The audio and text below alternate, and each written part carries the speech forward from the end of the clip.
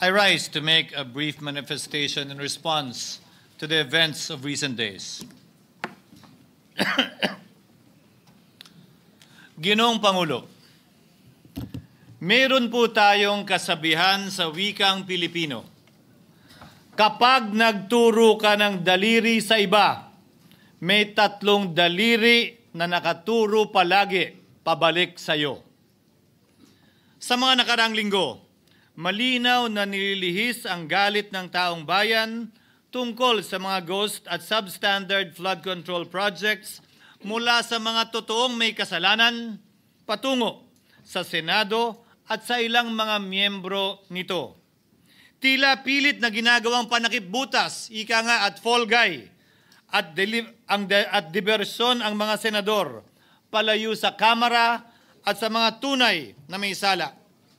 Klarong-klaro po ang script nito.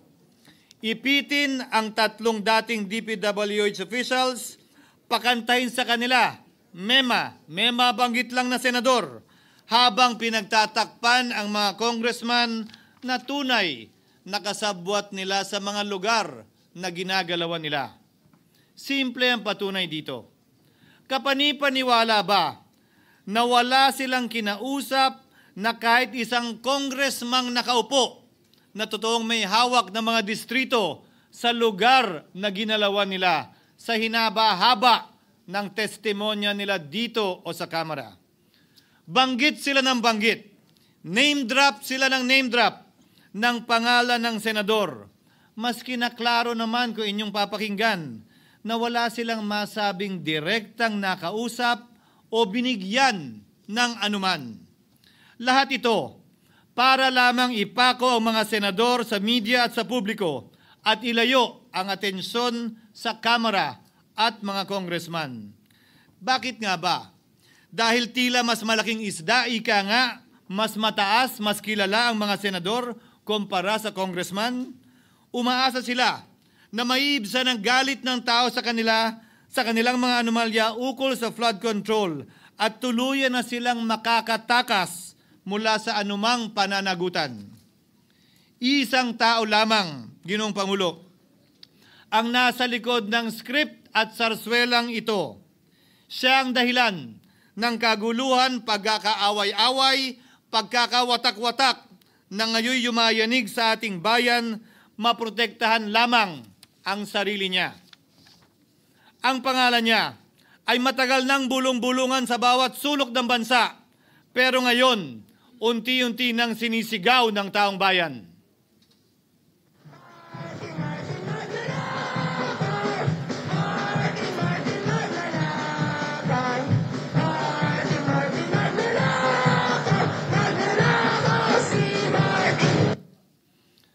Pero Ginoong Pangulo, minamahal kong kasamahan, bakit tila sa Kamara, dito mismo sa Senado at sa ilang media ay hindi pa din nila kayang sambitin ang pangalan niya?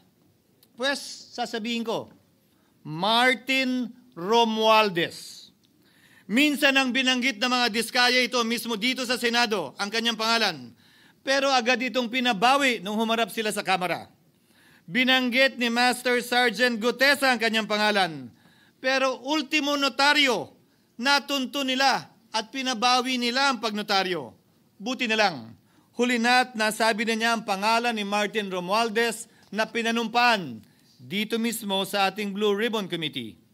Hindi ba't si Ginoong Gutesa, hindi ba't si Sergeant Gutesa lamang ang bukod tanging testigo na walang kinalaman, hindi sangkot sa flood control issue, walang hininging immunity, deal o proteksyon kapalit ng kanyang pagtestigo? Siya ang kauna-unahang nagtestigo na personal na naghatid ng pera sa bahay mismo ni Martin Romualdez. Ang salaysay niya, Ginoong Pangulo, ay kumpirmasyon ng matagal nang isinisiwalat ni Congressman Chanco at Mayor Magalong kung sino ang ulo sa paglilimas sa kaban ng bayan na ating naririnig na rin. 13,803,693 with Congressman Saldico as proponent For the record, ang binabanggit po nating Representative Elizalde ko, siya po yung chairman ng House Appropriations Committee. Walang kaduda-duda yan. Ito nga, hirap na hirap silang banggitin pa yung isa sa mga mastermind nila dyan, si Saldi ko, hirap na hirap pa silang banggitin. May isa pang mas mataas sa kanya? Hindi naman gagalaw yun kung walang... Siyempre, hindi naman gagalaw yun kung walang pahintulot yung mas mataas sa kanya. Just the House Speaker. Ginoong Pangulo, pahintulutan niyo po ako magkwento ng konti upang patotohanan ang mga salitang ito. Taong 2023 nung tinalaga si Ginoong Kiko Laurel bilang kalihim ng kagawaran ng agrikultura. Bilang suporta sa kanyang mandato, tinanong ko noon ang isang simpleng katanungan sa budget process natin. Bakit mas malaki ang pondo ng flood control kesa sa agrikultura? Why is it that the budget for flood control is bigger than the budget of the Department of Agriculture or the agriculture sector as a whole? The fifth biggest allocation, not even a department, is flood control. And allocating a measly 31 billion for irrigation, for rice. Why? Pagkatapos po noon, tinulungan ko siyang bawasan ng flood control budget at idagdag sa 2024 budget ng Department of Agriculture. Aniya, tumawag daw sa kanya si Congressman Zaldico dahil pinapatanong daw ni Speaker Romualdez, bakit binawasan ang pondo ng flood control? Ngunit wala nang nagawa si Congressman ko dahil sinabi niyang pasayan ng Pangulo. Nung termino ko rin po bilang Pangulo ng Senado, maraming beses po akong tinanong ni Pangulong Bongbong Marcos tungkol sa panukalang budget para sa 2025. Sinabi ko po sa kanya ang buo at tapat na katotohanan para malaman po niya ang tunay na larawan at sitwasyon ng pambansang budget para sa taong yon.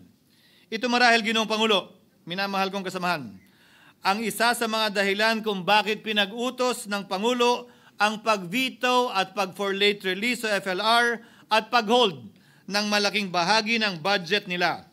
Marahil, isa rin ito sa mga dahilan kung bakit ninais ng Pangulo na matanggal si Congressman Zaldico bilang chairman ng House Committee on Appropriations dahil sa mga inilahad ko at marahil na-discover din ng Pangulo kaugnay sa 2025 budget.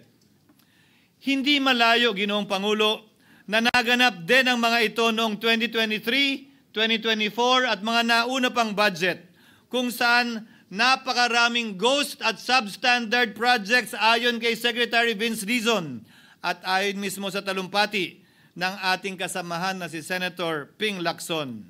Ngunit marahil ay walang naglakas loob na sabihin ang katotohanan kay Pangulong Marcos o magsumbong sa kanya kaugnay sa ilang mga bagay na ito bago ako. Nais ko din pong kumpirmahin ang sinabi ni Congressman Toby Chanco na ang pag-file ng impeachment complaint laban kay Vice President Sara Duterte ginamit na paraan ni Speaker Romualdez para mag-release ng pondo nila na naka-FLR or for late release bago mag-eleksyon. Maski na alam po niya na hindi po ito kayang talakayin ng Senado hanggang sa Hunyo pa mula nung simula. Ulitin ko, ginamit ni Martin Romualdez ang FLR at ang pangalan ng Pangulong Marcos upang itulak ang kanilang unconstitutional na impeachment complaint. Sabi nila, pumirma kayo dahil kung hindi lalabas ang pondo nyo na naka-FLR bago mag-eleksyon. Subalit, Ginoong Pangulo, hindi ito umubra. Hindi ito umubra dahil tinanggihan ito ni PBBM. Sinabi niyang walang ganyang uri ng usapan at sinabi niyang hindi niya gagawin yon.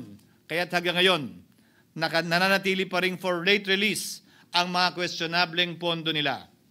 And that is why, Mr. President, distinguished colleagues, at the height of the impeachment controversy and amidst the passion of some sectors to remove the Vice President at all costs, I urged prudence and level-headedness because I knew that greed and not accountability was the reason behind it. In the end, Mr. President, the Supreme Court vindicated us. The Supreme Court vindicated us by saying, among others, quote, "There is a right way to do the right thing at the right time.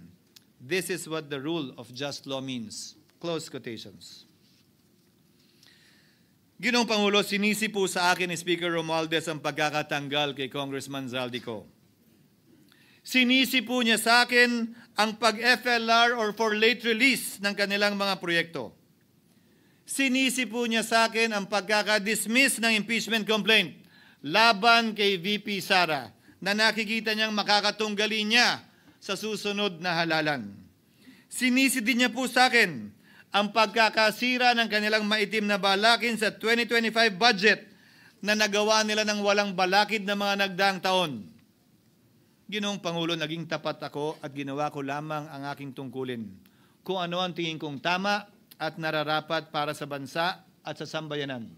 Subalit, sa kabila po nito, nagsimula na ang lahat ng bira, paninira at kaso laban sa akin at sa Senado. At ang nasa likod ng lahat ng ito, walang iba kung hindi si Martin Romualdez. Ika nga ni Mayor Magalong na ngayon lamang nakita ko sinisiraan na rin ngayon. Bakit ko ba nilabanan at binisto sila Speaker Romualdez mula noon hanggang ngayon kung kasabwat at kasapakat lang din nila ako? Hindi ko po gagawin yun. Sa pinasangkig ng tennis court, ang nasabing gusali sinimulang pinatayo noong ika-6 ng Oktubre taong 2022 at ang kontraktor, ang St. Gerard Construction na pagmamayari ng mga diskaya na nasangkot ngayon sa mga manumalyang flood control projects. Dahil dito, kwenasyon ng ilan ang pagiging special advisor ni Mayor Benjamin Magalong sa ICI. Lalabanan ko ba yung anlalakas na yan, sila Speaker? Lalabanan ko ba yung mga mayayaman na yan? Kung ako'y bulok, I fought for what is right. Ano nga ba ang ginawa nila sa akin? Una, hinalungkat ang isyo ng campaign contribution na tinanggap ko mula sa isang individual na may-ari ng kumpanyang nakakuha ng kontrata sa gobyerno. Inipit niya ang budget ng COMELEC sa Kamara dahil dito at binusisi ang di umano kaso kong ito. Subalit, Ginoong Pangulo, tulad ng sinabi ko sa simula ng aking talumpati, kapag ka nagturo ka ng daliri kanino man, may 3 daliring nakaturo pabalik palagi sa iyo. Anong nangyari? Hindi ba't biglang may lumabas na ulat ng PCIJ na ang dami naman palang opisyal, hindi lang senador, mas mataas pa ang tumanggap din ng ganung uri ng kontribusyon noong 2022 elections? Ang tanong ko ay simple. Kung legal at walang mali sa ginawa nila, edi dapat legal din at tama ang ginawa ko. Pero bakit ako lang ang iniimbestigahan tungkol dito? Higit pa doon, Ginoong Pangulo, hindi ba tayon kay Mayor Magalong merong 67 na miyembro ng Kamara na kontraktor? Ito po ay mga miyembro ng Kamara na may construction firm na nakakuha ng kontrata sa gobyerno. Kung bawal talaga ito, ibig sabihin ba niyan, bawal na nilang gastusin ang sarili nilang pera para sa kanilang sariling kandidatura? Bakit hindi din binubusisi yun? Bakit hindi inaalam yun? Ako lang talaga? Pangalawa, inintriga ni Martin Romualdez ang dating liderato ng Senado dahil sa pagkakaupo at pagdinig ni Senator Marcoleta sa Blue Ribbon Committee dahil marahil sa pananaw niya ay hindi siya safe kay Marcoleta. Ngunit, Ginoong Pangulo, sa hindi niya inaasahang pagkakataon, nung araw ding yun, nagsalita ang mga diskaya, pinangalanan ng 17 congressman na kasosyo niya, kabilang ang pagbanggit na naman ng pangalan ni Martin Romualdez. Karamihan sa mga kawani ng DPWS na nabanggit sa itaas ay paulit-ulit na binabanggit ang delivery ng pera ay para sa kay Zaldico na dapat at least 25%. Si Kong Marvin Rillo naman ay ilang beses na binabanggit ang pangalan ni Speaker Martin Romualdez bilang kanyang malapit na kaibigan. Isa na naman po itong patunay, Ginoong Pangulo. Kapag ka nagturo ka ng daliri sa iba, may 3 daliring nakaturo pabalik sa iyo. Pangatlo, sa pagdinig ng Blue Ribbon Committee kung saan niname drop ako ni Yusek Bernardo, bagaman inamin niyang personal na mismo na hindi niya rekta kung nakausap o binigyan ng anuman, bigla namang tumestigo si retired Master Sergeant Gutesa at muling pinangalanan si Martin Romualdez na hinahatiran daw niya ng pera sa mismong bahay nito. Ang bawat malita ay may lamang humigit kumulang 48 million pesos. Kalimitang dinadala sa bahay ni Congressman Saldico, ibababa lamang namin ay 35 malita para i-deliver sa bahay ni House Speaker Martin Romualdez. Gamit ang script niya sa pagturo sa akin, ayan na naman. May 3 daliring nakaturo palagi pabalik sa kanya tuwing ginagawa niya yan. Ulitin ko po for the record, Ginoong Pangulo, ang sinabi ni retired Master Sergeant Gutesa. 35 maleta ng pera na naglalaman na mahigit kumulang 48 milyong piso bawat isa o kulang-kulang 1.7 billion pesos sa isang delivery. Ay di umano hinatid niya sa iba't ibang bahay, sa iba't ibang pagkakataon ni Martin Romualdez. Subalit, sa kabila ng lahat ng ito, hindi ba nakapagtataka? Bakit hindi sinasama si Martin Romualdez sa anumang investigasyon? DOJ man, NBI man, AMLAC man. No ako po ay pinuntahan, no ako po ay dumalo sa imbitasyon ng ICI bilang resource person, binanggit ko at tinanong ko din ito sa kanila. Ganito ba katindi ang kapangyarihang hawak ni Martin Romualdez? Na bagaman hindi siya speaker, tila the name that cannot be mentioned pa din siya at nagagawa pa din niya ang nais niya kaugnay sa isang mapamiling hustisya o selective justice. Halimbawa, bakit ang daming kondisyon bago ipasok ang mga diskaya na nagpangalan sa maraming congressman sa witness protection? Pero pag si Alcantara, Hernandez at Bernardo, walang ganong kaparehong kondisyon. Bakit hiniling agad ang freeze order di umano para sa asset ng mga name drop na senador? Pero maliban kay Congressman Zaldico na mukhang nilalaglag na nila, ni isang congressman walang request para sa freeze order. Pagdating naman kay Martin Romualdez na dineliveran ng bilyong piso sa bahay mismo niya, ang sabi ay, quote, "We will work on it lang." Bakit interesado ang lahat sa 6 na senador na idadawit di umano ni Bryce Hernandez na handang-handa tayong alamin sana kung sino-sino sila para mapagpiestahan natin sila? Pero nung sinabi ni Bryce na hindi pala senador, kung hindi kongresista lamang ang papangalanan niya, aba, biglang naglaho ng parang bula ang atensyon. Parang wala na nagtanong. Parang wala nang interes para alamin, sino-sino nga ba yung mga yan? Kung ako po yung tatanungin nyo, alam ko merong 6 na senador eh. May nagtatanong sa akin, bakit wala si Cheese? And my answer to that is, I'm almost sure, no, probably hindi mame-mention si Cheese simply because walang insertion doon. Si Sa Bulacan. Escudero, wala doon. Hindi po senador yung laman nung computer ko. So fake news yun, ha? May 6 na senador na nunumbrahan mo daw. Mga congressman yung nasa computer mo. Yes, yung nasa computer ko po, congressman po. Okay, thank you. Nagkataon lang ba, Ginoong Pangulo, na ang mga nakaupong senador na dinidiinan sa ngayon ay ang dating Pangulo, dating pro tem, dating punong mayoriya ng Senado, na lahat nagkataon din lang ba na bumoto kontra sa depektibong impeachment ni Vice President Duterte o talagang tinumbok lang kami? In other words, Mr. President, are we truly for transparency and accountability, or are we merely offering a politically convenient sacrificial lamb in an attempt to appease the rage of the people? What is painful, Mr. President, is that along the way, reputations have been disparaged and tarnished. Innocent persons have been implicated, and the Senate is slowly but surely being destroyed. Nagkataon lang po ba na ang lahat ng ito o ito'y sumusunod sa isang script, direksyon at basbas ni Martin Romualdez?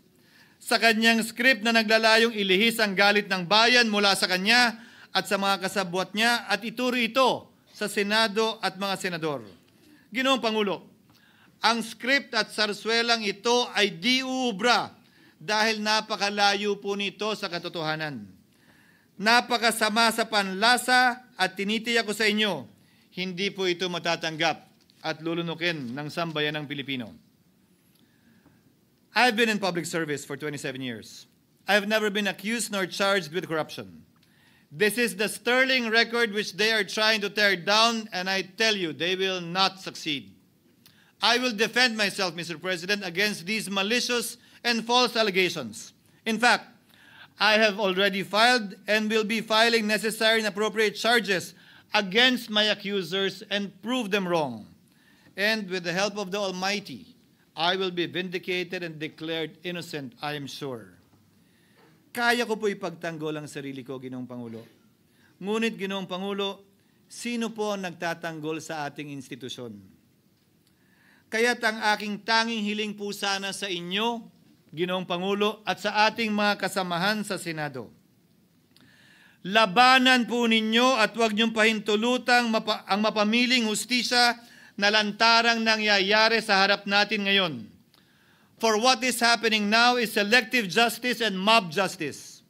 Members of the Senate have been thrown off a cliff before the court of public opinion in an attempt to mollify the people's rage, thereby covering up the real perpetrators and giving them a chance to get away.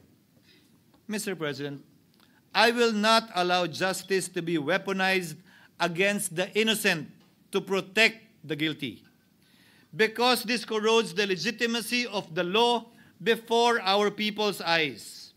Wala pong naniniwala, bagkus lahat nagtatanong, bakit walang congressman na kasama sa investigasyon? But what about the other congressmen in Bulacan? Why haven't they been questioned? Called out, yeah. You think that they do not know what's going on? Ginoong Pangulo, mga minamahal kong kasamaan, huwag po tayong sumunod sa script ni Martin Romualdez. Labanan po natin ang script na ito. Pasagutin at imbestigahan lahat ng niname drop at nabanggit, congressman man, senador man at iba pang opisyal, at dapat kasama dito si Martin Romualdez. Ginoong Pangulo, hindi ba natin nakikita na pili tayong pinag-aaway-away? Mayaman, mamamayan laban sa lingkod bayan. Lokal laban sa nasyonal na opisyal. Congressman laban sa kapwa congressman. At ngayon, senador laban sa kapwa senador. Pamilya laban sa pamilya. Pilipino laban sa kapwa Pilipino. Ginoong Pangulo, tandaan po natin, mas madaling manipulahin at ang nag-aaway at nagkakawatak-watak na bansa. At ito ang eksaktong gusto nilang mangyari.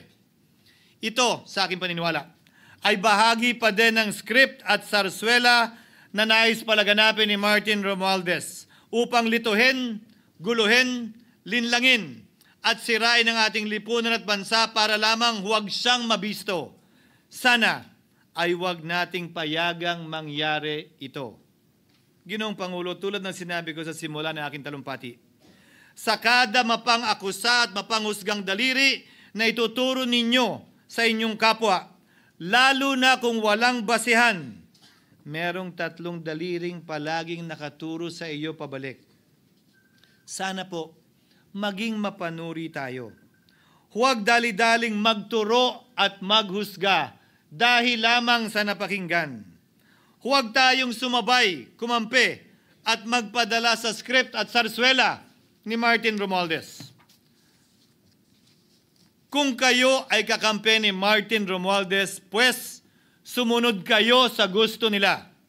Una, maniwala kayo sa mga sinasabi ng testigo niya na nagtuturo lamang sa mga senador. Pangalawa, ibuhos niyo ang galit niyo sa Senado at ng mga senador at palayo kay Martin at sa mga congressman. Pangatlo, pagdudahan at sirain niyo si Sergeant Gutesa na bukod tanging hindi nakinabang at walang bahid at hiningi anumang kapalit sa pagsabi ng katotohanan. Pangapat, huwag niyong payagang mabanggit man lang ang pangalan ni Martin Romualdez. Panglima, huwag niyong payagang ipatawag si Martin Romualdez sa anumang investigasyon.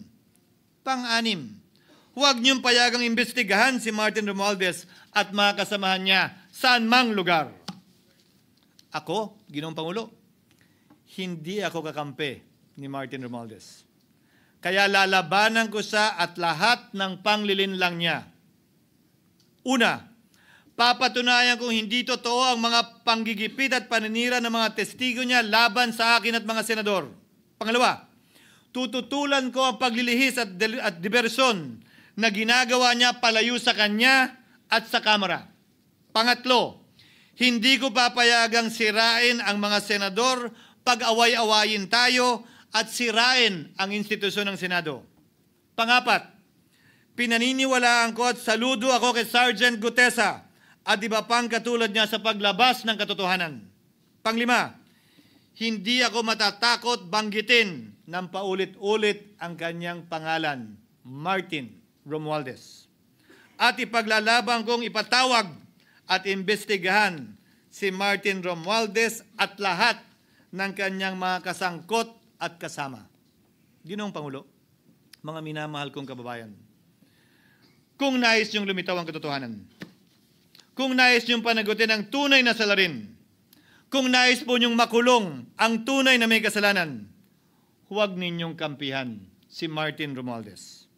Punitin natin ang script ni Martin Romualdez at higit sa lahat, huwag magpadala, huwag sabayan, huwag maniwala sa sarswela na nilalako ni Martin Romualdez. Maraming salamat po, Ginoong Pangulo, at magandang hapon po sa ating lahat.